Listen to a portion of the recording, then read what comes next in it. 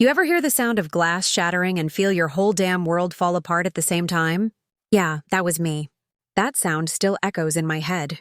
Sharp, final, cruel, like the universe itself was telling me, it's over. I stood there barefoot, clutching my old cardigan, staring at the broken vase on the floor. Vanessa, my daughter-in-law, leaned against the doorway like she owned the place. That smug little smirk on her face could curdle milk. "You're not welcome here anymore, Mom," she said, her tone sweet as poison. And behind her, there he was, Ethan, my son, my only son, just standing there, eyes colder than winter, saying nothing. That silence? It hit harder than any slap. It was like 40 years of love, sacrifice, and sleepless nights just got erased, like none of it ever mattered. I remember thinking, is this really happening?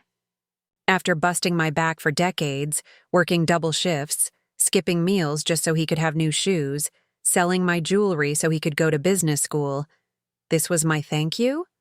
Being kicked out of my own damn house? The same house I helped him buy, brick by brick, prayer by prayer? I walked out into the rain that night, clutching a suitcase that barely held my clothes but somehow carried my whole broken heart. The cold hit my bones, but the real sting came from inside. You raise someone with every ounce of love you got, and one day, they look at you like you're a burden. But here's the thing. People don't just turn cruel out of nowhere. Nah, there's always a reason.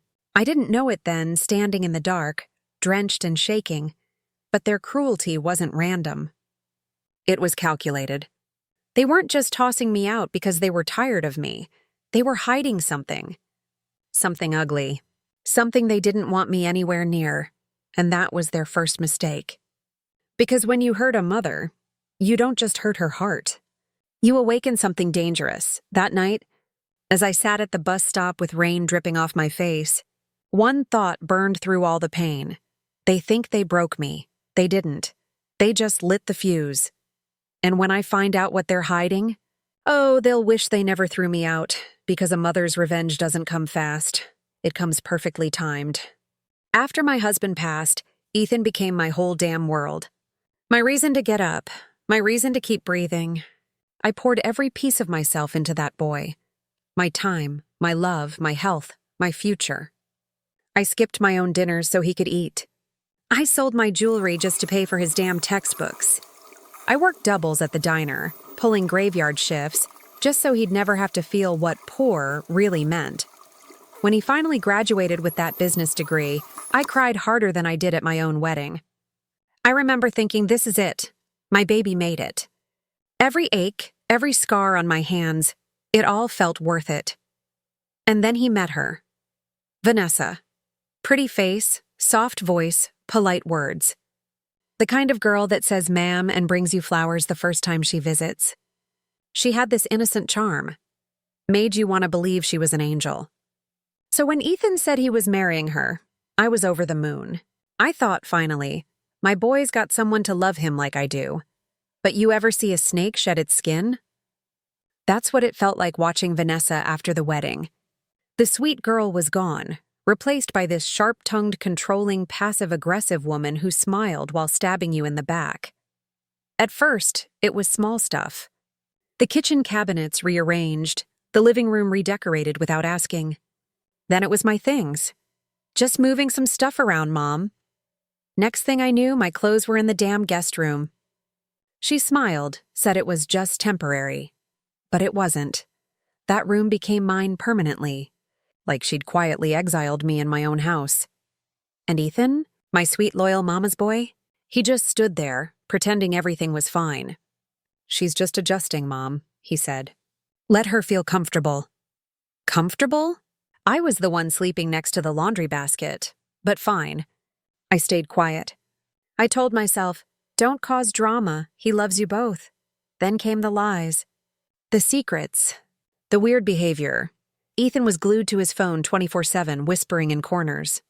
Vanessa kept bringing up her cousin, Blake, this accountant who was helping them with business stuff. She said he was brilliant with money. Yeah, brilliant my ass. I started noticing packages showing up at the door. High-end stuff. A Rolex, a new laptop. fancy purses, even a damn SUV parked in the driveway one day.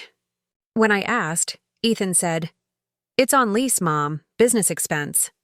But the business he mentioned? I couldn't even tell you what it was anymore. Then came the bank letters. I'd see them stuffed in drawers, tucked behind bills. Ethan always snatched them up before I could even glance at the envelopes. The few times I did, the names on them weren't even ours. Fake company names, weird addresses, something was off. Deeply off. One night, I woke up around 2 a.m. to the sound of them arguing in the hallway. I remember their voices, low, sharp, nervous. "If she finds out where the money came from, we're screwed," Vanessa hissed. I froze in bed. My heart pounded so hard I could hear it in my ears. I pressed my hand over my mouth, scared to even breathe. Money? What money? When I peeked out, they were standing by the door, whispering like two thieves in the night. Ethan looked terrified. Vanessa looked furious. The next morning, it was like nothing happened. Pancakes, small talk, fake smiles. But I wasn't buying it anymore. That was the day something inside me shifted. From that point on, I stopped being the naive mom who trusted too easily. I started paying attention. I started watching. Every time Blake's name came up, I pretended not to care, but I listened closely. Every time Ethan got a call and left the room, I took note of the time. Every new item that showed up in the house, I mentally logged it. I was building a puzzle. I just didn't have all the pieces yet. Then one afternoon I asked, my voice shaking but soft, like always, "Ethan, honey, where's all this money coming from?" He looked up from his phone, his jaw tightening. "You don't trust me, Mom?" "Of course I do, sweetheart," I said gently. That's when he snapped. His voice cracked like thunder. "After everything I've done for you, you still think I'm lying?" It was like getting punched in the gut. My baby, yelling at me for asking a simple question. That was the first time I saw something new in his eyes. Guilt, fear, shame. And that's when I knew something wasn't just wrong. It was rotten. He wasn't angry because I doubted him. He was angry because I was getting close. I didn't realize it then, but my son wasn't defending himself. He was panicking because deep down, he knew the truth was darker than anything I could imagine. And if there's one thing a mother knows how to do, it's finding what her kids are hiding, no matter how deep they bury it. When they kicked me out temporarily, I packed up my little suitcase and left with my dignity hanging by a thread.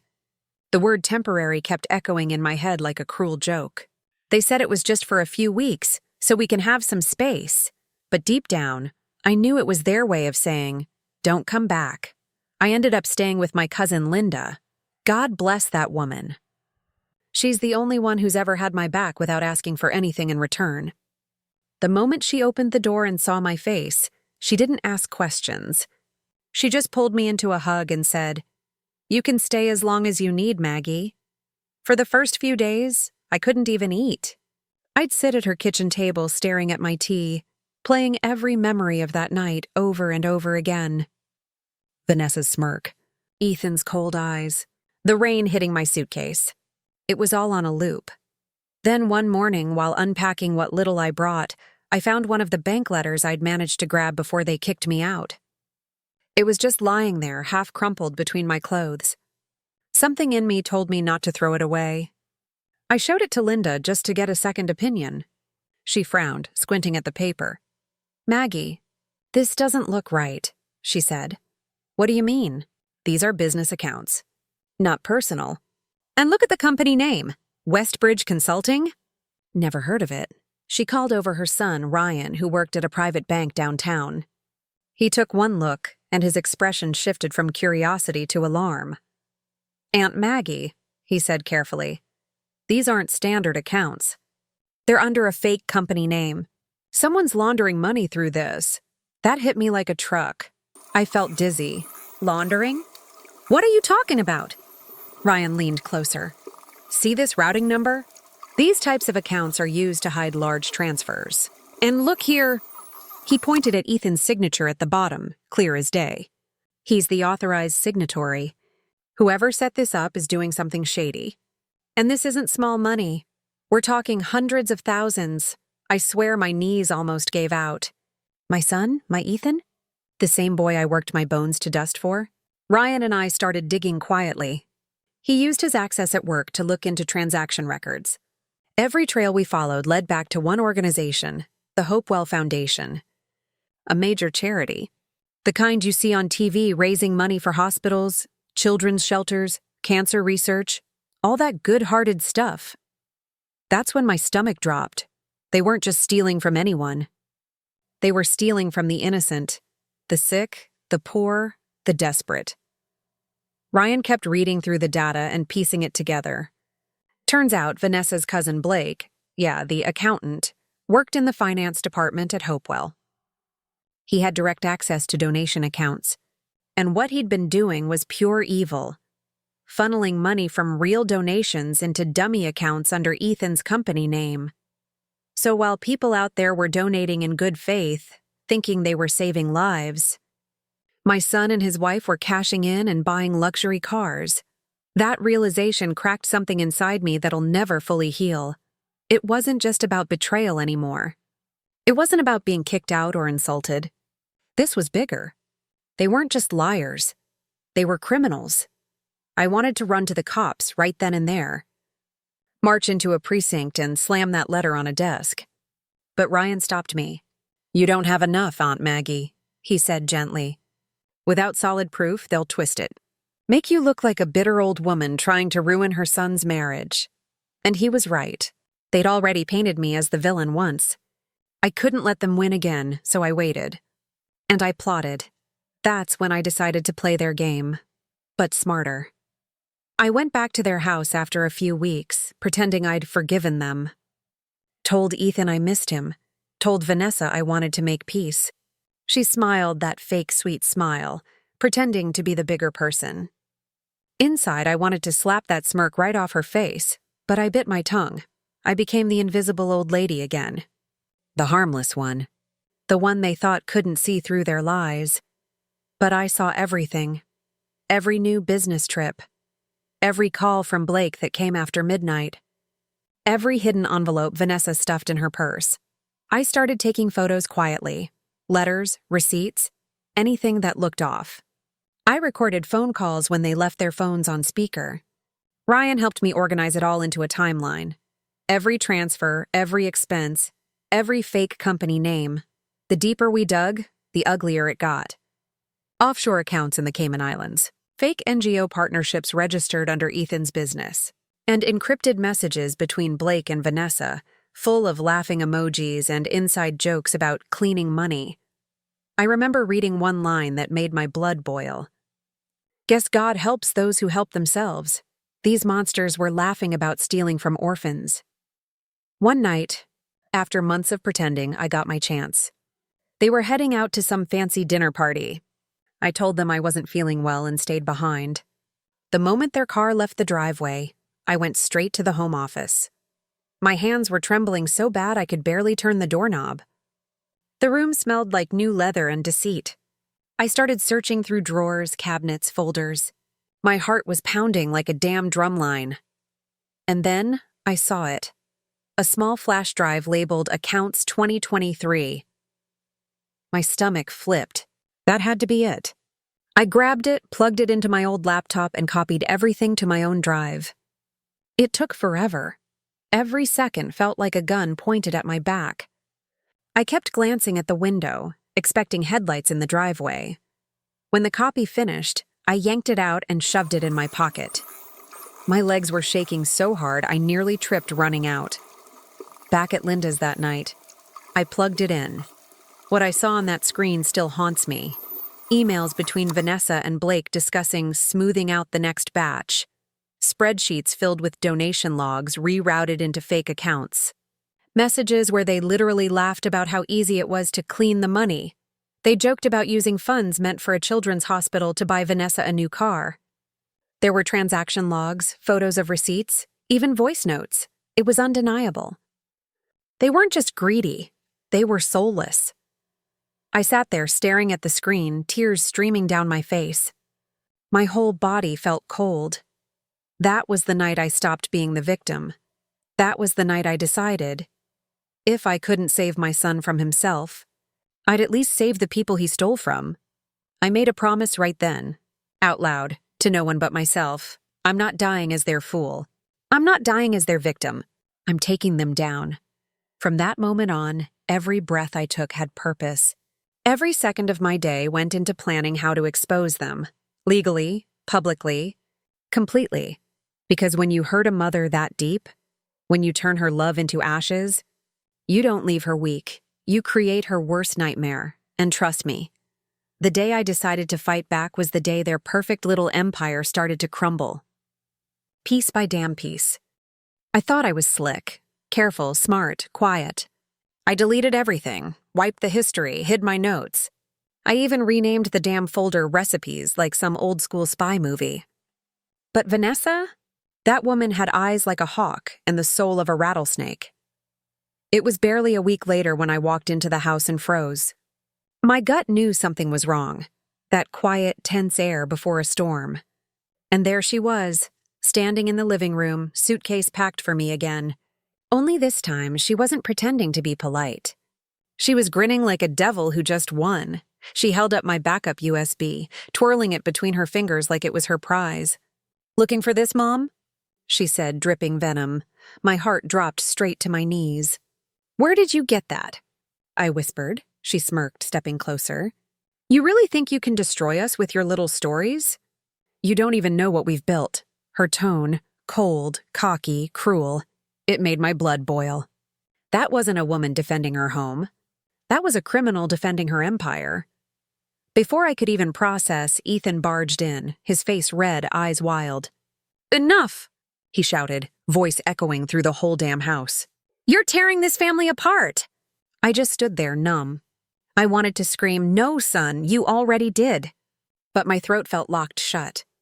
My baby boy was gone, and in his place stood a man who couldn't see the truth if it slapped him in the face. And Vanessa? She wasn't done. She stepped out the front door and yelled, loud enough for the whole damn block to hear. "She's losing her mind! She's been stealing from us!" Neighbors peeked through windows. Mrs. Green from across the street gasped like she was watching a soap opera. My reputation, my dignity, all of it shattered in seconds. I felt the shame burn through me. It wasn't just humiliation, it was betrayal, deep and dirty. The people I'd loved, fed, and sacrificed for were turning me into some crazy thief. I went to the police that night, walked straight into the station with tears in my eyes and trembling hands. I told them everything, about Hopewell, about the fake accounts, about the files. But without the USB or any solid proof, they just looked at me like I was some old, paranoid widow spinning bedtime horror stories. One of the officers even said softly, "Ma'am, maybe you should just let it go." Let it go? I'd lost my husband, my son, my home, and now my name? Hell no. That night, sitting in Linda's guest room, I broke down. I cried until my throat was raw. For a split second, I thought about ending it all, just slipping away quietly, leaving the world that had already left me behind. But then, I heard my husband's voice in my head, the one that always said, "Maggie, you're tougher than you think." And he was right. Evil wins only when good people give up, and I wasn't about to hand that victory to Vanessa. So I got up, wiped my tears, called Ryan, told him it was time to dig deeper. He spent nights at the bank tracing whatever digital crumbs were left. We thought the trail had gone cold, until one lucky break hit us like lightning. Blake, that smug bastard, logged into Hopewell's servers from his office. The system automatically flagged the access, and the audit department caught it. By law, they had to investigate. Ryan pulled every legal string he could, and within days, we had it all. Server logs, timestamps, transaction IDs, fake company records, the whole rotten mess. I sat there, staring at the evidence, my hands shaking. Every click, every email, every transfer was another knife in my heart. My son had sold his soul for greed, and Vanessa was holding the leash. But now? Now the tables were about to turn, because this time I wasn't some helpless old lady crying in the dark. I was a mother on a mission, armed with proof, pain, and a promise. And trust me, I was just getting started. They thought they buried me with their lies, but they forgot I knew how to dig. They were throwing one of their fancy-ass dinner parties, all glitter, champagne, and fake smiles. You know the type. Expensive wine, soft jazz, people pretending they weren't rotten underneath. I wasn't invited, of course, but that didn't stop me. I showed up anyway, calm, steady, wearing the same damn clothes I had on the night they kicked me out. Poetic, right?